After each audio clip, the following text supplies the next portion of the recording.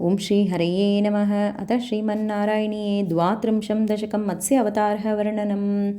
పురా హయగ్రీవమహాసురేణ షష్ఠాంతరాంతోద్యతకాండకల్పే నిద్రోన్ముఖబ్రహ్మముఖాధృతేషు వేదేష్వధిత్సః కిల మత్స్యరూపం సత్యవ్రతస్య ద్రమిలాధిభర్తుః నదీజలే తర్పయతస్తదానీం कराञ्जलौ सञ्ज्वलिता कृतिस्त्वम् अदृश्यथाः कश्चन बालमीनः क्षिप्तं जले त्वां चकितं विलोक्य निन्येम्बुपात्रेण मुनिस्वगेहं स्वल्पैरहोभिः कलशीं च कूपं वापीं सरश्चानशिषे विभो त्वं योगप्रभावाद्भवदाज्ञयैव नीतस्ततस्त्वं मुनिना पयोधिं पृष्टो मुना कल्पदिदृक्षुमेनं सप्ताहमास्वेति वदन्न यासीः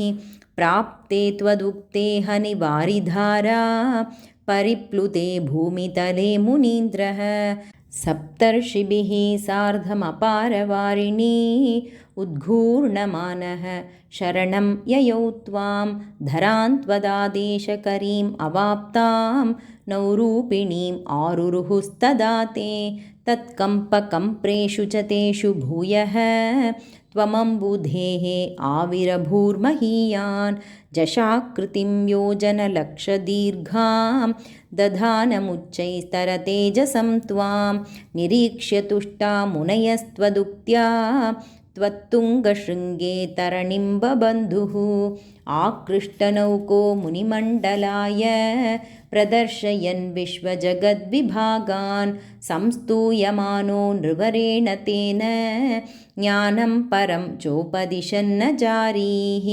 कल्पावधौ सप्तमुनीन् पुरोवत् प्रस्थाप्य सत्यव्रतभूमिपं तं वैवस्वताख्यं मनुमादधानः क्रोधाधयग्रीवमभिधृतो भूः स्वतुङ्गशृङ्गक्षतवक्षसं तं निपात्य दैत्यं निगमान् गृहीत्वा विरिञ्चये प्रीतहृदे ददानः प्रभञ्जनागारपते प्रपायाः.